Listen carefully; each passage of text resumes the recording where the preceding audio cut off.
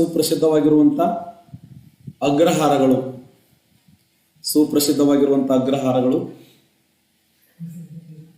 ಇದು ಮೊನ್ನೆ 24/8/2020 KS ಕೇಳಿದಂಥ ಪ್ರಶ್ನೆ. ಇದು ಯಾವ್ದು ಆನ್ಸರ್ ಮಾಡ್ತಾರೆ? ನಾಗಾವಿ, ಲಕ್ಕುಂಡಿ, ಸಾಲೋಟಿಗೆ, ಹರಿಯಪುರ, ಹಂಪಿ, ಬೇಲೂರು, ಮೈಸೂರು, ಮಾಗಡಿ, ಬದಾಮಿ, ವಿಜಯಪುರ, ನಳಂದ, ವಿಕ್ರಮಶೀಲ, ಕಡೆಯೂರು, ಶ್ರವಣಬೆಳಗೊಳ, ವೆಂಗಿ, ಕಲ್ಯಾಣ, ಚಾಲುಕ್ಯರು ಅಂತ ಹೇಳಿ ಕೊಟ್ಟಿದ್ದಾನೆ. ಕರೆಕ್ಟ್ ಆನ್ಸರ್ ಮಾಡಿ. ಎಲ್ಲರೂ ಎ ಅಂತ ಇದ್ದೀರಿ. ನಮ್ಮ ಆನ್ಸರ್ ಕೂಡ ಏನೇ ಆಗಿರ್ತದೆ. ಸರಿ ಉತ್ತರ ನಾಗಾವಿ, ಲಕ್ಕುಂಡಿ, ಹರಿಯಪುರ ರೈಟ್ ಆನ್ಸರ್ ನೋಡಿ. ನಾಗಾವಿ, ಲಕ್ಕುಂಡಿ, ಸಾಲೋಟಿಗೆ, ಹರಿಹರಪುರ ಅನ್ನುವಂಥದ್ದು ಸರಿಯಾಗಿರುವಂಥ ಉತ್ತರ. ಕರ್ನಾಟಕದ ಸುಪ್ರಸಿದ್ಧವಾಗಿರುವಂತಹ ಅಗ್ರಹಾರಗಳು ನಾಗಾವಿ, ಲಕ್ಕುಂಡಿ, ಸಾಲೋಟಿಗೆ, ಹರಿಹರಪುರ ಸರಿಯಾಗಿರುವಂಥ ಉತ್ತರ. ಸುಪ್ರಸಿದ್ಧವಾದ ಅಗ್ರಹಾರಗಳು ಅಂತಂದ್ರೆ ಶಿಕ್ಷಣಕ್ಕೆ ಪ್ರಸಿದ್ಧಿಯಾಗಿರುವಂಥ ಸ್ಥಳಗಳು. ಕರ್ನಾಟಕದ ಸುಪ್ರಸಿದ್ಧವಾದ ಅಗ್ರಹಾರಗಳು ಅಂತ ಕ್ವಶನ್ ಕೇಳಿದಾಗ ಸರಿಯಾದಂಥ ಉತ್ತರ ನಾಗಾವಿ, ಲಕ್ಕುಂಡಿ, ಸಾಲೋಟಿಗೆ, ಹರಿಹರಪುರ ಅನ್ನುವಂಥದ್ದು. ಸಾಲೋಟಿಗೆ ಪ್ರಸ್ತುತ ಎಲ್ಲಿದೆ ಅಂತಂದ್ರೆ ಅದು ಎಲ್ಲಿದೆ ಅಂತಂದ್ರೆ ಇಂಡಿ ತಾಲೂಕಿನಲ್ಲಿ ಕಂಡು ಬರ್ತದೆ. ನೆಕ್ಸ್ಟ್ KS 1999 ಕೇಳಿದಂಥ ಪ್ರಶ್ನೆ, ಇಂಪಾರ್ಟೆಂಟ್ ಕ್ವಶನ್. ಗಂಗರ ಮೊದಲ ರಾಜಧಾನಿ ಯಾವುದು? ಗಂಗರ ಮೊಟ್ಟ ಮೊದಲ ರಾಜಧಾನಿ ತಲಕಾಡು, ಕೋಲಾರ, ಮಣ್ಣೆಪುರ, ಶ್ರವಣಬೆಳಗೊಳ. ಗಂಗರ ಮೊದಲ ರಾಜಧಾನಿ ಯಾವುದಂತ ಪ್ರಶ್ನೆ ಆಗಿದೆ. ಗಂಗರ ಮೊದಲ ರಾಜಧಾನಿ ತಲಕಾಡು, ಕೋಲಾರ, ಮಣ್ಣೆಪುರ, ಶ್ರವಣಬೆಳಗೊಳ. ಸರಿಯಾದಂಥ ಉತ್ತರ ಕೋಲಾರ ರೈಟ್ ಆನ್ಸರ್ ನೋಡಿ. ಕೋಲಾಲ ಅಥವಾ ಕೋಲಾರ ಅನ್ನೋದು ಸರಿಯಾಗಿರುವಂಥ ಉತ್ತರ. ಯಾಕಂದ್ರೆ ಗಂಗರು ಕಾಲ ಕಾಲಕ್ಕೆ ತಕ್ಕಂತೆ ತಮ್ಮ ರಾಜಧಾನಿಯನ್ನು ಬದಲಾವಣೆ ಮಾಡ್ತಾ ಬಂದರು. ಗಂಗರ ಮೊದಲ ರಾಜಧಾನಿ ಯಾವುದಂದ್ರೆ ಕೋಲಾರ. ನೆಕ್ಸ್ಟ್ ಮಾಕುಂದ, ಮಾನ್ಯಪುರ, ತಲಕಾಡು. ಕ್ರಿಸ್ತಶಕ 350ರಿಂದ 1004ರವರೆಗೆ ಸರಿಸುಮಾರು 650 ವರ್ಷಗಳ ಕಾಲ ಆಳ್ವಿಕೆಯನ್ನು ಮಾಡಿದಂಥ ಒಂದು ಮನೆತನ ಯಾವುದಂದ್ರೆ ಅದು ಗಂಗಾ ಮನೆತನ. ಕಾಲ ಕಾಲಕ್ಕೆ ತಮ್ಮ ರಾಜಧಾನಿಯನ್ನು ಬದಲಾವಣೆ ಮಾಡಿಕೊಂಡು ಆಳ್ವಿಕೆಯನ್ನು ಮಾಡಿದಂಥ ಮನೆತನ ಅಂದ್ರೆ ಅದು ತಲಕಾಡಿನ ಗಂಗರು ಅಂತೇಳಿ ಕರಿತೀವಿ. ಕೋಲಾರ ಪ್ರಾರಂಭದ ರಾಜಧಾನಿ, ಮಾಕುಂದ, ಮಾನ್ಯಪುರ, ತಲಕಾಡು. ಕೋಲಾರ, ಮಾಕುಂದ, ಮಾನ್ಯಪುರ, ತಲಕಾಡು. ಕೋಲಾರ ಎಲ್ಲಿದೆ ಅಂತಂದ್ರೆ ಅದರ ಮೊದಲ ಹೆಸರು ಏನಂತ ಕೇಳ್ತಾನೆ, ಕೋಲಾಲ ನೋಡಿ. ಕೋಲಾಲ ಅದರ ಮೊದಲ ಹೆಸರು. ಕೋಲಾರ ಪ್ರಸ್ತುತ ಕೋಲಾರದಲ್ಲಿ ಏನಿದೆ. ಮಾಕುಂದ ಎಲ್ಲಿದೆ ಅಂದ್ರೆ ತುಮಕೂರು. ಮಾನ್ಯಪುರ ಅಂದ್ರೆ ಬೆಂಗಳೂರು ಗ್ರಾಮಾಂತರ, ನೆಲಮಂಗಲ. ಇನ್ನು ತಲಕಾಡು ಎಲ್ಲಿದೆ ಅಂದ್ರೆ ಮೈಸೂರು. ಕಾಲ ಕಾಲಕ್ಕೆ ತಕ್ಕಂತೆ ತಮ್ಮ ರಾಜಧಾನಿಯನ್ನು ಬದಲಾವಣೆ ಮಾಡಿಕೊಂಡಂದು ಆಳ್ವಿಕೆಯನ್ನು ಮಾಡಿದಂಥ ಒಂದು ಸಾಮ್ರಾಜ್ಯ ಅಂತಂದ್ರೆ ಅದನ್ನು ನಾವು ವಿಜಯನಗರ ಸಾಮ್ರಾಜ್ಯ, ಗಂಗಾ ಮನೆತನ ಅಂತ ಕರಿತೀವಿ. ಪ್ರಾಚೀನ ಕಾಲದಲ್ಲಿ ಕರ್ನಾಟಕ ರಾಜ್ಯವನ್ನು ಅತಿ ಸುದೀರ್ಘವಾಗಿ ಆಳ್ವಿಕೆ ಮಾಡಿದಂಥ ಮನೆತನ ಅಂದ್ರೆ ಗಂಗಾ ಮನೆತನ. ಸ್ಥಾಪಕ ಯಾರಂದ್ರೆ ದಡಿಗ ಮತ್ತು ಮಾಧವ. ರಾಜ್ಯ ಲಾಂಛನ ಅಂದ್ರ ಮದಗಜ. ಮದ ಏರಿದ ಆನೆ ಮದಗಜ ಅಂತ ಕರಿತೀವಿ. ರಾಜ್ಯ ಲಾಂಛನ ಯಾವ್ದಂದ್ರೆ ಮದಗಜ. Very important question. ಯಾಕಂದ್ರೆ ಇವರು ಅತ್ಯಂತ ಶಾಂತ ಪ್ರಿಯರಾಗಿದ್ರು. ಆ ಉದ್ದೇಶಕ್ಕಾಗಿನೇ ಸುದೀರ್ಘವಾಗಿ ಈ ಒಂದು ಸಾಮ್ರಾಜ್ಯವನ್ನು ಆಳುವಲ್ಲಿ ಯಶಸ್ವಿಯಾದರು ಅಂತೇಳಿ ಅಧ್ಯಯನ ಮಾಡ್ತೀವಿ. ಇವ ರಾಜ್ಯ ಲಾಂಛನ ಯಾವುದಂತ ಕ್ವಶನ್ ಕೇಳಿದ್ದಾನೆ. ಇವ ರಾಜ್ಯ ಲಾಂಛನ ಮದ ಏರಿದ ಆನೆ ಮದಗಜ ಅಂತೇಳಿ ಗುರುತಿಸ್ತೀವಿ. ಮದ ಏರಿದ ಆನೆ ಇವರ ರಾಜ್ಯ ಲಾಂಛನವಾಗಿತ್ತು. ಇದು ಕ್ವಶನ್ ಕೇಳಿದ್ದಾರೆ ನೋಡಿ. ಗಜ ಅಂತಂದ್ರೆ ರಾಷ್ಟ್ರಕೂಟರ ರಾಜ್ಯ ಲಾಂಛನ ಅಂದ್ರ ಗಜ. ಬಟ್ ಮದಗಜ ಅಂತಂದ್ರೆ ಅದು ಗಂಗಾ ರಾಜ್ಯ ಲಾಂಛನ ಅಂತಂದ್ರೆ ಮದಗಜ ಅಂತ ಹೇಳಿ ಕರಿತೀವಿ. ಈ ಮನೆತನದ ಅತ್ಯಂತ ಪ್ರಸಿದ್ಧವಾಗಿರುವಂತಹ ಅರಸ ಅಂದ್ರೆ ದುರುವಿನೀತ ಅನ್ನುವಂಥ ಅರಸ. ಈ ಮನೆತನದ ಅತ್ಯಂತ ಪ್ರಸಿದ್ಧವಾಗಿರುವಂತಹ ಮಂತ್ರಿ ಯಾರು ಅಂತಂದ್ರೆ ಚಾವುಂಡರಾಯ. ಈ ಮನೆತನದ ಅತ್ಯಂತ ಪ್ರಸಿದ್ಧವಾಗಿರುವಂತಹ ಮಂತ್ರಿ ಚಾವುಂಡರಾಯ.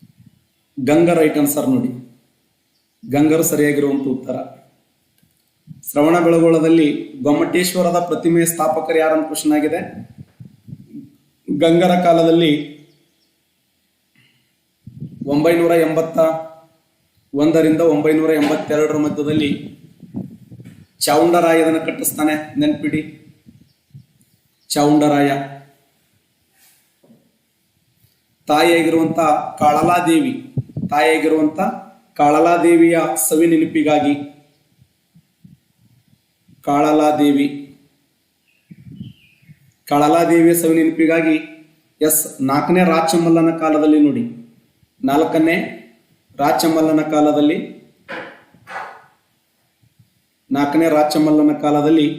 ಯಾರು ಕೆತ್ತನೆ ಮಾಡ್ತಾರಂದ್ರೆ ಚಾವುಂಡರಾಯ ನೋಡಿ. ಚಾವುಂಡರಾಯ ಅವು ಈ ಸೊಳ್ಳೆಲ್ಲ ದಾಮ್ ಬಂದವು ಭಯಂಕರ ಇಲ್ಲಿ. ನೋಡಿ 981ರಿಂದ 982 ಕಾಳಲಾದೇವಿ 4ನೇ ರಾಚಮಲ್ಲನ ಕಾಲದಲ್ಲಿ ಕಾಳಲಾದೇವಿ ಆಸೆಯಂತೆ ವಿಂಧ್ಯಗಿರಿ ಪರ್ವತದಲ್ಲಿರುವಂತ ಬೃಹತ್ ಕಲ್ಲನ್ನು ತೆಗೆದುಕೊಂಡು, ಯಾಕಂದ್ರೆ ಅವ್ರ ತಾಯಿ ಹೇಳ್ತಾಳೆ ಕಾಳಲಾದೇವಿ, ನೋಡಪ್ಪ ನನಗೆ ಏಜ್ ಆಗಿದೆ, ಕೊನೆಯ ಮೂಮೆಂಟದಲ್ಲಿ ನಾದೀನಿ, ಇನ್ನೇನು ಕೊನೆಯ ದಿನಮಾನಗಳಲ್ಲಿ ನನ್ನ ಆಸೆ ಏನು ಅಂತಂದ್ರೆ ವಿಂಧ್ಯಗಿರಿ ಪರ್ವತದಲ್ಲಿ ಒಂದು ಶಿಲೆಯನ್ನು ತೆಗೆದುಕೊಂಡು ಸುಂದರವಾಗಿರುವಂತ ಶಿಲ್ಪನ್ನ ಒಂದು ಮೂರ್ತಿಯನ್ನು ಕೆತ್ತನೆ ಮಾಡ್ಬೇಕಂದ ಹೋಗಿ ಚಾವುಂಡರಾಯ ಯಾರು ಹೇಳ್ತಾನಂದ್ರೆ 4ನೇ ರಾಚಮಲ್ಲನ ಹೇಳ್ತಾನೆ. 4ನೇ ರಾಚಮಲ್ಲ ನನ್ನ ತಾಯಿ ಆಸೆಯಂತೆ ವಿಂಧ್ಯಗಿರಿ ಪರ್ವತದಲ್ಲಿರುವಂತ ಒಂದು ಕಲ್ಲನ್ನು ತೆಗೆದುಕೊಂಡು ನಾನು ಮೂರ್ತಿಯನ್ನು ಕೆತ್ತನೆ ಮಾಡ್ಬೇಕಂತ ಮಾಡೀನಿ, ಹೆಂಗ್ ಮಾಡ್ಲಿ ಅಂತ. ಅವಾಗ 4ನೇ ರಾಚಮಲ್ಲ ಅಳ್ಳಾಕ್ ಶುರು ಮಾಡ್ತಾನೆ. ಅವಾಗ ಯಾಕರ ಕೇಳಿದ್ನಪ್ಪ ಇವ್ ಅಳ್ಳಾಕತ್ನಲ್ಲ ಏನು ಮಾಡೋದು ಅಂತ ಹೇಳಿ ವಿಚಾರ ಮಾಡ್ತಾನೆ. ಯಾಕಂತ ಕೇಳ್ತಾನೆ, ಇಲ್ಲ ಸಾಮ್ರಾಜ್ಯ ನಿಂದೇ ಅದ, ನಿನ್ನ ಹವಾದ ಮ್ಯಾಗ ನಾ ಸಾಮ್ರಾಜ್ಯ ಕಟ್ಟಿ ಆಳ್ವಿಕೆ ಮಾಡ್ಲಾಕತ್ತೀನಿ, ಅದಕ್ಕ ನಿನ್ನ ಮಾತನ್ನು ಮೀರ್ತೀನಿ, ನನ್ನ ಕೋಡಿ ಕಟ್ ಅಂತೇಳಿ ಹೇಳಿದಾಗ ಆಯ್ತರಿ ಅಂತೇಳಿ ಕಟ್ಲಾಕ್ ಮುಂದಾಗ್ತಾನೆ. ಹಾಗಾದ್ರೆ ಚಾವುಂಡರಾಯ ಕಟ್ಟಿದಂತ ಒಂದು ಸ್ಮಾರಕ ಯಾವುದು ಅಂತ ಕೇಳಿದರೆ ಈ ಒಂದು ಶ್ರವಣ ಬೆಳಗೊಳದಲ್ಲಿರುವಂತಹ ಗೊಮ್ಮಟೇಶ್ವರ ವಿಗ್ರಹ 58 ಅಡಿ ಎತ್ತರವಾಗಿದ್ದು, ಇದರ ಶಿಲ್ಪಿ ಯಾರಂದ್ರೆ ಅರಿಷ್ಟನೇಮಿ. ಪ್ರತಿ 12 ವರ್ಷಕ್ಕೊಮ್ಮೆ ಮಹಾಮಸ್ತಾಭಿಷೇಕ ಜರುಗುತ್ತದೆ. ಪ್ರತಿ 12 ವರ್ಷಕ್ಕೊಮ್ಮೆ ಮಹಾಮಸ್ತಾಭಿಷೇಕ ಜರುಗುತ್ತದೆ. ಕ್ವಶನ್ಗೆ ಕೇಳಿದ್ದಾನೆ, ಎಷ್ಟು ವರ್ಷಕ್ಕೊಮ್ಮೆ ಮಹಾಮಸ್ತಾಭಿಷೇಕ ಜರುಗುತ್ತದೆ ಅಂದ್ರೆ ಪ್ರತಿ 12 ವರ್ಷಕ್ಕೊಮ್ಮೆ ಮಹಾಮಸ್ತಾಭಿಷೇಕ ಜರುಗುತ್ತದೆ, ನೆನ್ಪಿಡಿ. ನೆಕ್ಸ್ಟ್ ಕ್ವಶನ್, ಕರ್ನಾಟಕದಲ್ಲಿ ಅತ್ಯಂತ ಎತ್ತರವಾದಂಥ ಏಕಶಿಲಾ ಮೂರ್ತಿ ಗೊಮ್ಮಟೇಶ್ವರ ಇರುವ ಸ್ಥಳ ಯಾವುದು? ನಮ್ಮ ಹೆಮ್ಮೆ ಇಲಾಖೆ PC ಕೇಳಿದಂಥ ಪ್ರಶ್ನೆ ಇದು. 2002 PCಗೆ ಇದೇ ತರ ಪ್ರಶ್ನೆಗಳು ಬರ್ತವೆ, ಸಿಂಪಲ್ ಕ್ವಶನ್ ಇರ್ತವೆ. ಕರ್ನಾಟಕದಲ್ಲಿ ಅತ್ಯಂತ ಎತ್ತರವಾದ ಏಕಶಿಲಾ ಮೂರ್ತಿ ಗೊಮ್ಮಟೇಶ್ವರ ಮೂರ್ತಿ ಕಂಡು ಬರುವ ಸ್ಥಳ ಯಾವುದು ಕ್ವಶನ್ ಕೇಳಿದ್ದಾನೆ. ಅತ್ಯಂತ ಎತ್ತರವಾದದ್ದು ಯಾವ್ದಂದ್ರೆ ಶ್ರವಣ ಬೆಳಗೊಳ ರೈಟ್ ಆನ್ಸರ್ ನೋಡಿ. ಶ್ರವಣ ಬೆಳಗೊಳ. ಕ್ವಶನ್ ಹಿಂಗೂ ಕೊಟ್ಟಿರ್ತಾನೆ, ಯಾವ ಸ್ಥಳದಲ್ಲಿ ಕಂಡು ಬರುವುದಿಲ್ಲ ಅಂತ ಕೊಡ್ತಾನೆ. ಯಾವ ಸ್ಥಳದಲ್ಲಿ ಕಂಡು ಬರುವುದಿಲ್ಲ ಅಂತ ಕೊಟ್ಟು ಕರ್ನಾಟಕ ರಾಜ್ಯದಲ್ಲಿ ಯಾವ ಸ್ಥಳದಲ್ಲಿ ಕಂಡು ಬರುವುದಿಲ್ಲ ಅಂತ ಹೋಗೋದು ಬಿಡ್ತಾನೆ. ಅವಾಗ ಏನ್ ಮಾಡ್ತೀರಿ, ಈ ತರ ಒಗಿತಾನೆ. ಹಾಸನ್ನ, ಮೈಸೂರು,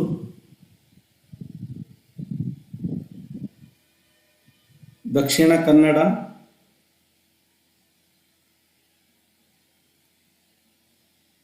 ಚಿಕ್ಕಮಗಳೂರು ಎಲ್ಲಿ ಕಂಡು ಬರಂಗಿಲ್ಲ. ಈ ತರ ಪ್ರಶ್ನೆ ಹೋಗೋದಂದ್ರೆ ಯಾವ್ದು ಆನ್ಸರ್ ಮಾಡೋದು? ಜಿಗದಾಡಿನ ಯಾರವ ಬೆಕ್ನಾಳದಾಗ ಕಂಡು ಬರೋದಿಲ್ಲ ನಾವು.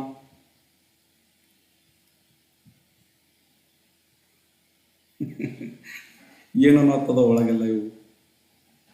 ಡಿ ಕಂಡು ಬರಂಗಿಲ್ಲ ನೋಡಿ, ಡಿ ಕಂಡು ಬರಂಗಿಲ್ಲ. ಚಿಕ್ಕಮಗಳೂರದಲ್ಲಿ ಕಂಡು ಬರಂಗಿಲ್ಲ. ಎಲ್ಲೆಲ್ಲಿ ಕಂಡು ಬರ್ತದೆ? ಹಾಸನದಲ್ಲಿ ಕಂಡು ಬರುತ್ತದೆ, ಮೈಸೂರದಲ್ಲಿ ಕಂಡು ಬರ್ತದೆ, ದಕ್ಷಿಣ ಕನ್ನಡದಲ್ಲಿ ಕಂಡು ಬರ್ತದೆ. ಕರ್ನಾಟಕ ರಾಜ್ಯದಲ್ಲಿ ಹಾಸನ ಜಿಲ್ಲೆಯ ಶ್ರವಣ ಬೆಳಗೊಳ ಮತ್ತೆ ದಕ್ಷಿಣ ಕನ್ನಡ ಜಿಲ್ಲೆಯ ಧರ್ಮಸ್ಥಳ ಮತ್ತು ವೇಣೂರು, ಉಡುಪಿ ಜಿಲ್ಲೆಯ ಕಾರ್ಕಳ ಮತ್ತೆ ಮೈಸೂರಿನ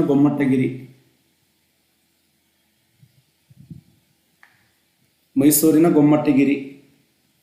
ಕರ್ನಾಟಕ ರಾಜ್ಯದಲ್ಲಿ ಎಷ್ಟು ಸ್ಥಳಗಳಲ್ಲಿ ಈ ಒಂದು ವಿಗ್ರಹಗಳದಾವಂದ್ರೆ ಹಾಸನ ಜಿಲ್ಲೆಯ ಶ್ರವಣ ಬೆಳಗೊಳ, ದಕ್ಷಿಣ ಕನ್ನಡ ಜಿಲ್ಲೆ ಧರ್ಮಸ್ಥಳ ಮತ್ತು ವೇಣೂರು, ಉಡುಪಿ ಜಿಲ್ಲೆಯ ಕಾರ್ಕಳ, ಮೈಸೂರಿನ ಗೊಮ್ಮಟಗಿರಿ. ಕರ್ನಾಟಕ ರಾಜ್ಯದ ಎಷ್ಟು ಸ್ಥಳಗಳಲ್ಲಿ ಕಂಡು ಬರುತ್ತವೆ ಅಂತಂದ್ರೆ 5 ಸ್ಥಳಗಳಲ್ಲಿ ಗೊಮ್ಮಟೇಶ್ವರ ವಿಗ್ರಹಗಳನ್ನು ನಾವು ನೋಡ್ತೀವಿ. 5 ಸ್ಥಳಗಳಲ್ಲಿ ಗೊಮ್ಮಟೇಶ್ವರ ವಿಗ್ರಹವನ್ನು ನೋಡಕ್ಕೆ ಸಾಧ್ಯ ಇದೆ.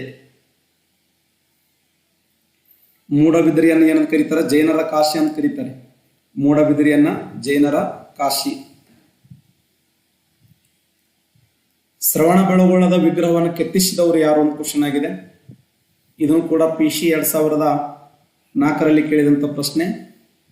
Important question. ಶ್ರವಣ ಬೆಳಗೊಳದ ವಿಗ್ರಹವನ್ನು ಕೆತ್ತಿಸಿದವರು ಯಾರು ಅಂತ ಕೇಳಿದ್ದಾನೆ. ಚಾವುಂಡರಾಯ, ರಾಚಮಲ್ಲ, ಚಂದ್ರಗುಪ್ತ, ವಿಕ್ರಮಾದಿತ್ಯ. ಸರಿಯಾದಂಥ ಉತ್ತರ ಚಾವುಂಡರಾಯ ನೋಡಿ. ಇದು ಯಾರ ಆಸೆ ಅಂತೆ ಅಂದ್ರೆ ಕಳಲಾದೇವಿ ಆಸೆ ಅಂತೆ ಚಾವುಂಡರಾಯ ಏನ್ ಮಾಡ್ತಾನಂದ್ರೆ ಶ್ರವಣ ಬೆಳಗೊಳದಲ್ಲಿ ವಿಗ್ರಹವನ್ನ ಕೆತ್ತನೆ ಮಾಡಿದನು. ದಕ್ಷಿಣ ಕರ್ನಾಟಕದಲ್ಲಿ ಆಳುತ್ತಿದ್ದ ಗಂಗರ ರಾಜಧಾನಿ ಯಾವುದಂತೇಳಿ PC 2008ರಲ್ಲಿ ಕೇಳಿದಂಥ ಪ್ರಶ್ನೆ.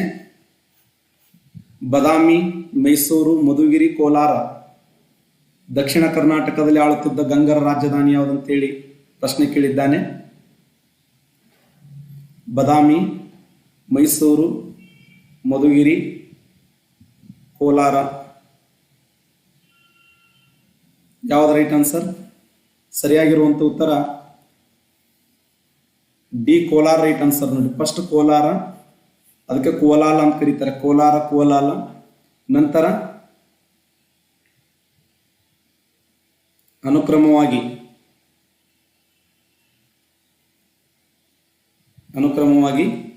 ಕೋಲಾರ ಫಸ್ಟ್.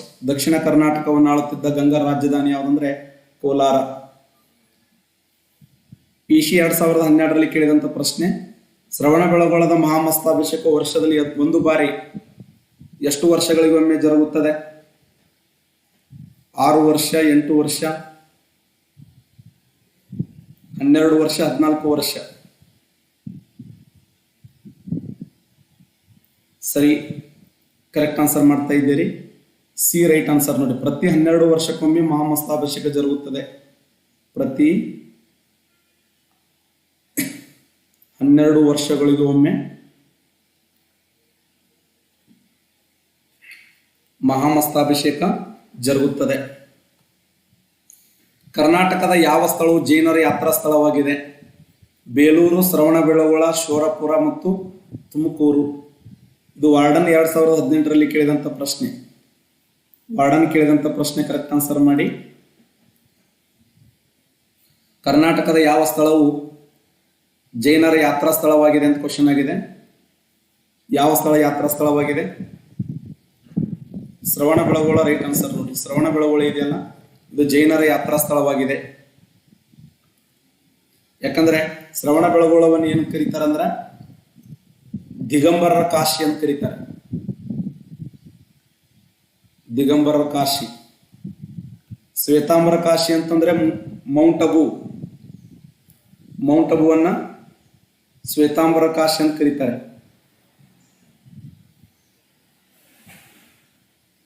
ಅಲ್ಲ, ಶ್ವೇತಾಂಬರ ಕಾಶಿ ಅಂತಂದ್ರೆ ಮೌಂಟ್ ಅಬು.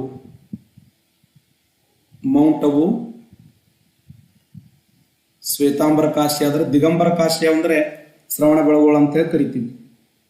ಶ್ರವಣ ಬೆಳಗೊಳ. 1000 ಕಂಬಗಳ ಬಸದಿ ಅಂತಂದ್ರೆ ಮೂಡಬಿದರಿ ನೋಡಿ. ಮೂಡಬಿದರಿಯನ್ನ 1000 ಕಂಬಗಳ ಬಸದಿ ಅಂತ ಕರೀತಾರೆ. ಮೂಡಬಿದರಿ.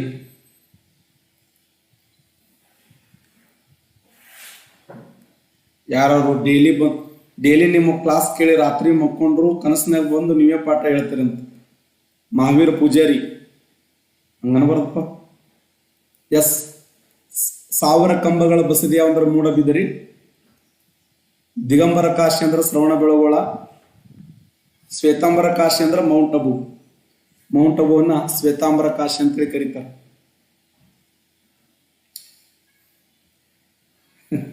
ಯಾರ ಬಿಸಿ ಊಟದ ಕಾಶಿ ಬೆಕ್ನಾಳ ನಿಮ್ಮ ಮಾಯಿ. ಕರ್ನಾಟಕದಲ್ಲಿ ಈ ಕೆಳಗಿನ ಯಾವ ಸ್ಥಳದಲ್ಲಿ ಬಾಹುಬಲಿ ಮೂರ್ತಿ ಕಾಣಲು ಸಾಧ್ಯವಿಲ್ಲ? ಕೇಳಬಿಟ್ಟ ನೋಡಿ ಇಲ್ಲಿ. ವಾರ್ಡರ್ PSI ವಾರ್ಡರ್ ಕೇಳಿದಂತ ಪ್ರಶ್ನೆ 2018ರಲ್ಲಿ. ಕರ್ನಾಟಕದಲ್ಲಿ ಈ ಕೆಳಗಿನ ಯಾವ ಸ್ಥಳದಲ್ಲಿ ಬಾಹುಬಲಿ ಮೂರ್ತಿ ಕಾಣಲು ಸಾಧ್ಯವಿಲ್ಲ? ಎಲ್ಲಿ ಕಾಣಲಕ್ಕೆ ಸಾಧ್ಯ ಇಲ್ಲ?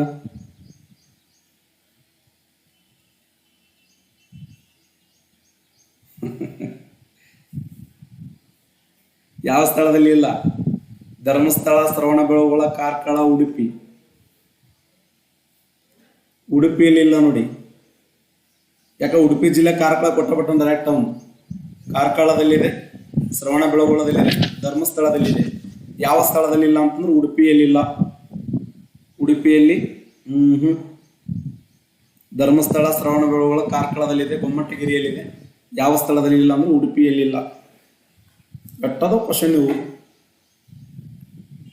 2006 KS ಕೇಳಿದಂತ ಪ್ರಶ್ನೆ.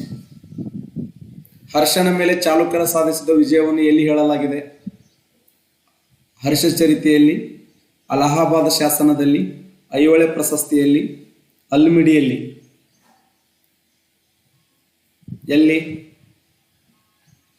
ಹರ್ಷನ ಮೇಲೆ ಚಾಲುಕ್ಯರು ಸಾಧಿಸಿದ ವಿಜಯವನ್ನು ಎಲ್ಲಿ ಹೇಳಲಾಗಿದೆ?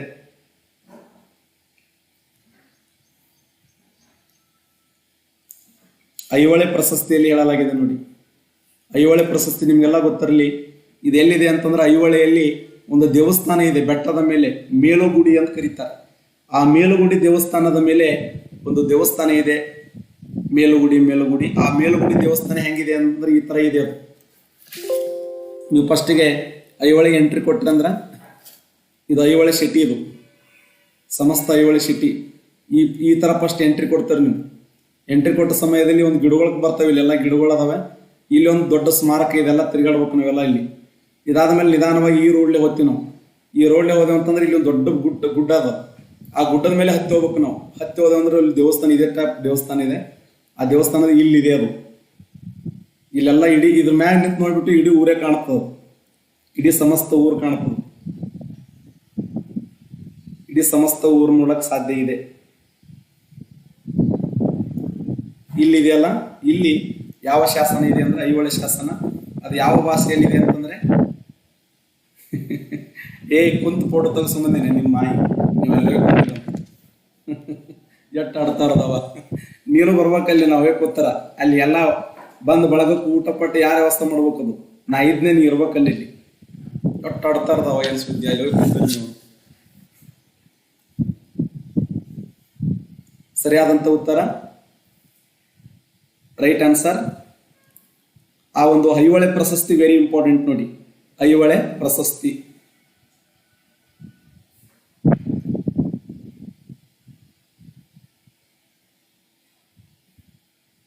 ನೆಕ್ಸ್ಟ್ KS 2006 ಕೇಳಿದಂತ ಪ್ರಶ್ನೆ. ಹರ್ಷನಿಗಿಂತ ಎರಡನೇ ಪುಲಕೇಶಿ ಹೆಚ್ಚಿನ ಸೇನಾ ಸಾಮರ್ಥ್ಯಕ್ಕೆ ಸಾಕ್ಷಿ ಕೆಳಕಂಡ ಯಾವುದರಲ್ಲಿ ಸಿಗುತ್ತದೆ ಅಂತ ಕ್ವಶನ್ ಆಗಿದೆ. ಹರ್ಷ ಚರಿತ್ರೆ ಮಾತ್ರ, ಐಹೊಳೆ ಪ್ರಶಸ್ತಿ, ಚೀನಿಯ ವೃತ್ತಾಂತಗಳು. ಐಹೊಳೆ ಪ್ರಶಸ್ತಿ, ಹರ್ಷ ಚರಿತ್ರೆ ಮತ್ತು ಚೀನಿಯ ವೃತ್ತಾಂತಗಳು. ಕರೆಕ್ಟ್ ಆನ್ಸರ್ ಮಾಡಿ.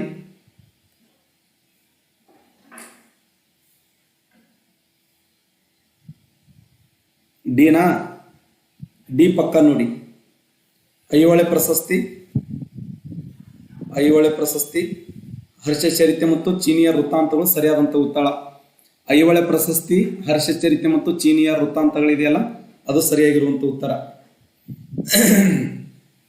KS 2006 ಕೇಳಿದ ಪ್ರಶ್ನೆ.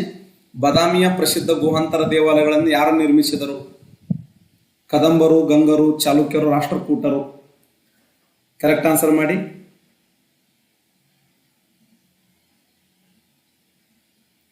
ಕದಂಬರು, ಗಂಗರು, ಚಾಲುಕ್ಯರು, ರಾಷ್ಟ್ರಕೂಟರು.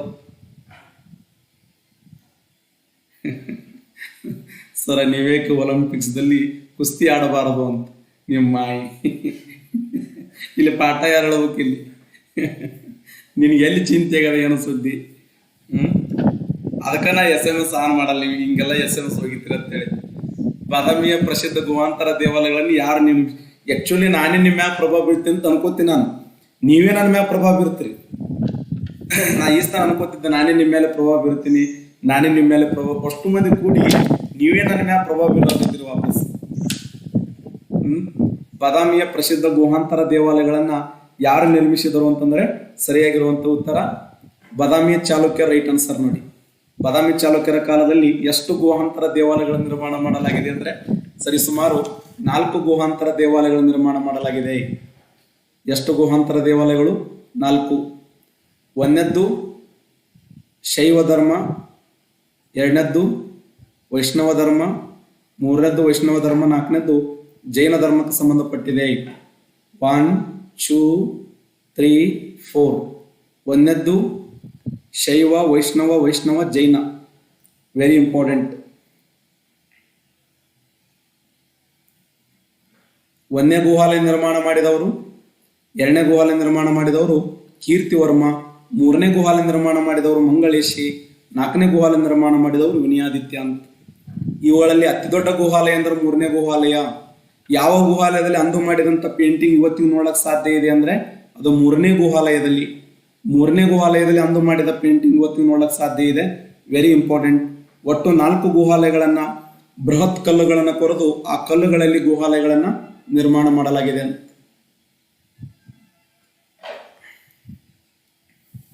PSI 2015 ಕೇಳಿದ ಪ್ರಶ್ನೆ, ಹೊಂದಿಸಿ ಬರೆಯಿರಿ. ಬಾದಾಮಿ ಚಾಲುಕ್ಯರು ಇಮ್ಮಡಿ ಪುಲಕೇಶಿ, ಶಾತವಾಹನರು ಗೌತಮಿಪುತ್ರ ಶಾತಕರ್ಣಿ, ಕೆಳದಿ ನಾಯಕರು ಶಿವಪ್ಪ ನಾಯಕ, ಬನವಾಸಿ ಕದಂಬರು ಮಯೂರ ವರ್ಮ. ಎ ಮಾತ್ರ ಸರಿಯಾಗಿದೆ, ಬಿ ಮಾತ್ರ ಸರಿಯಾಗಿದೆ, AC ಸರಿಯಾಗಿದೆ, ಮೇಲಿನ ಎಲ್ಲವೂ ಸರಿಯಾಗಿದೆ. ಮೇಲಿನ ಎಲ್ಲವೂ ಸರಿಯಾಗಿರುವಂತ ಉತ್ತರ. ಬಾದಾಮಿ ಚಾಲುಕ್ಯರು ಇಮ್ಮಡಿ ಪುಲಕೇಶ ಕರೆಕ್ಟ್ ಆನ್ಸರ್ ಇದೆ. ಶಾತವಾಹನರು ಗೌತಮಿಪುತ್ರ ಶಾತಕರ್ಣಿ ಕರೆಕ್ಟ್ ಇದೆ. ಕೆಳದಿ ನಾಯಕರು ಶಿವಪ್ಪ ನಾಯಕ್ ಕರೆಕ್ಟ್ ಇದೆ. ಬನವಾಸಿಯ ಕದಂಬರು ಮಯೂರ ವರ್ಮ ಕರೆಕ್ಟ್ ಇದೆ ನೋಡಿ. ಎಲ್ಲವೂ ಸರಿಯಾಗಿರುವಂತ ಉತ್ತರ.